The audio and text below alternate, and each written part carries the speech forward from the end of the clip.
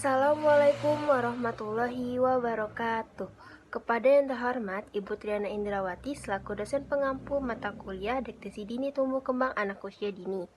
Di video kali ini, saya dan teman-teman saya selaku kelompok 3 akan mempresentasikan hasil diskusi kami yang berjudul tentang stimulasi pertumbuhan dan perkembangan, atau kita akan bahas tentang pendidikan gizi pada anak usia dini. Sebelumnya perkenalkan, nama saya Alifa Zara dengan NIM 2419010 dan ada teman saya Cahya Amalia Putri dengan NIM 2419011. Dan yang kedua ada teman saya Mutriatul Inaya dengan NIM 2419011. Yang ketiga ada Husna Maulidah yaitu dengan NIM 2419033. Saya Alifa Zahra dengan NIM 2419010 akan menjelaskan poin A yaitu pendidikan gizi. Jadi, menurut WHO tahun 1987 dalam buku The Health Aspect of Food and Nutrition menyatakan bahwa pendidikan gizi adalah usaha yang terencana untuk meningkatkan status gizi melalui perubahan perilaku yang berhubungan dengan produksi pangan, persiapan makanan, dan dalam distribusi makanan, yaitu dalam keluarga, pencegahan penyakit gizi, dan perawatan anak. Jadi, secara umum, pendidikan gizi menyatakan bahwa suatu proses yang berdimensi luas untuk mengubah perilaku masyarakat sehingga kebiasaan makan yang baik dapat diterapkan dalam kehidupan sehari-hari. Saya Cahya Amalia Putri, NIM 2419011. Di sini saya akan menyampaikan poin B tentang klasifikasi makanan bergizi. Makanan bergizi adalah makanan yang mengandung karbohidrat, lemak, vitamin, mineral yang diseimbangkan sesuai dengan kebutuhan. Makanan bergizi bukan berarti makanan yang lezat, enak, dan mewah. Karena di dalam makanan seperti itulah justru tidak menyehatkan dan memicu penyakit. Ada 5 kelompok makanan yang bergizi diantaranya yaitu yang A, ada lemak dan gula, yang B, daging dan alternatifnya, yang C yaitu makanan olahan susu, D, buah-buahan dan sayur, yang E, produk biji-bijian dan zat tepung. Sedangkan klasifikasi makanan bergizi di sini bisa kita lihat dengan A, pembelian bahan makanan yang berkualitas baik, yang B, penyiapan bahan makanan seperti kita menyiapkan bahan kering dan bahan segar, yang C yaitu menyediakan menu yang seimbang dan bervariasi sesuai dengan harapan konsumen, dan yang D terakhir yaitu pengelolaan bahan makanan sesuai dengan kebutuhan. Saya Mutriatul Inayah, NIM 2419027 akan menjelaskan mengenai poin C, yaitu makanan sehat untuk anak usia dini. Makanan merupakan kebutuhan primer bagi kehidupan manusia. Pemberian makanan yang sehat bertujuan untuk memelihara pertumbuhan dan perkembangan anak, serta untuk memperbaiki gizi anak. Makanan yang sehat adalah makanan yang memiliki gizi seimbang atau biasa dikenal dengan makanan 4 sehat 5 sempurna. Memberikan anak dengan makanan yang bermutu gizi tinggi akan mencegah anak mengalami masalah gizi buruk.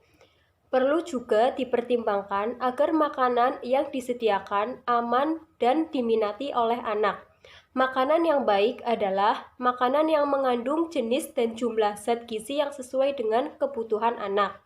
Selain itu, makanan tersebut tidak mengandung bahan kimia dan kontaminan yang membahayakan keselamatan atau kesehatan anak. Makanan sehat untuk anak usia dini. Yang pertama adalah air susu ibu atau ASI. Bagi anak 0 sampai 6 bulan, makanan yang paling sehat adalah ASI atau air susu ibu.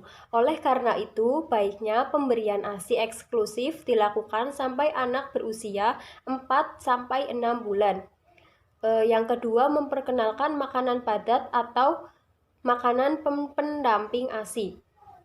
Yang pertama, saat anak usia 6 sampai 9 bulan, yaitu dengan memperkenalkan makanan pendamping ASI lumat 2 kali sehari. Yang kedua, makanan bayi umur 9 sampai 12 bulan Mulai diperkenalkan dengan makanan keluarga secara bertahap. Selain itu, berikan juga makanan selingan 1 kali sehari.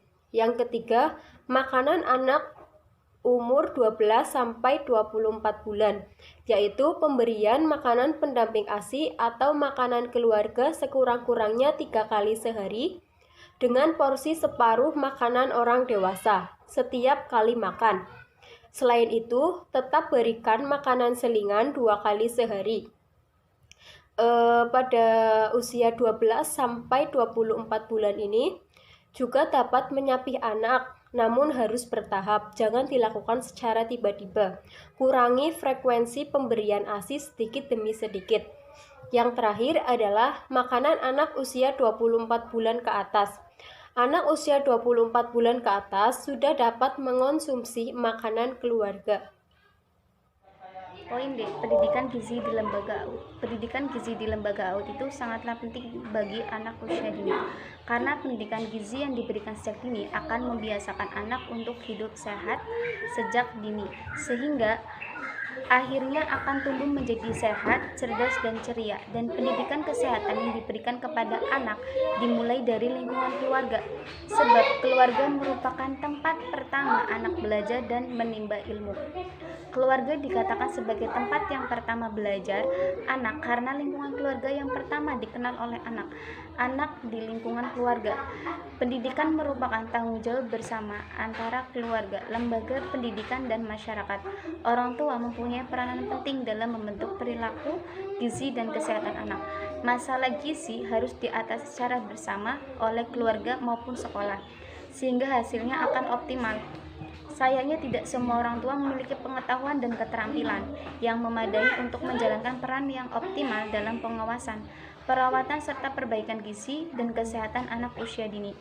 Program parenting yang berkenaan dengan peningkatan pengetahuan, sikap, dan keterampilan keluarga dalam bidang perawatan gizi, kebersihan, dan kesehatan tersebut dapat dilakukan dalam berbagai bentuk seperti seminar, pelatihan, diskusi, program masak dan makan bersama dengan anak di lembaga PAUD, kunjungan rumah, dan sebagainya ya. Dan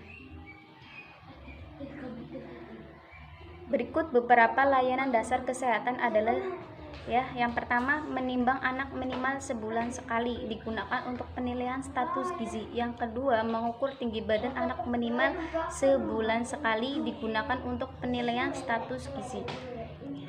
Yang ketiga, memeriksa secara sederhana teratur keadaan kuku, kulit, rambut, mata, mulut, dan gigi. Keempat, mengupayakan anak usia dini mendapatkan imunisasi dasar. Kelima, memberikan layanan dasar kebersihan. Keenam, memberikan pendidikan gizi bagi anak usia dini. Ketujuh, menghindari makanan yang tidak aman bagi kesehatan anak.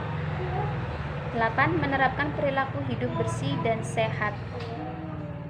Definisi kesehatan menurut WHO adalah keadaan sempurna secara fisik, mental, maupun sosial, tidak hanya bebas dari penyakit dan kecacatan. Salah satu ahli menyebutkan bahwa ciri-ciri anak sehat dapat dilihat dari berbagai segi fisik, ya, segi psikis dan segi sosial. Poin E yaitu pemberian makanan sehat pada anak usia dini.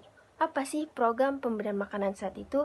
Program pemberian makanan sehat itu merupakan suatu intervensi untuk pembiasaan makanan sehat dan pembiasaan hidup sehat sebagai layanan holistik integratif di satuan PAUD. Nah, tujuan pemberian makanan sehat itu yang pertama adalah meningkatkan kesehatan dan dapat mengembangkan kecerdasan pada peserta didik. Yang kedua, membiasakan anak mengkonsumsi makanan sehat dan seimbang. Yang terakhir ya adalah agar anak tuh terbiasa sesuai berperilaku dengan sesuai tata aturan dan berperilaku sesuai dengan norma saat makan.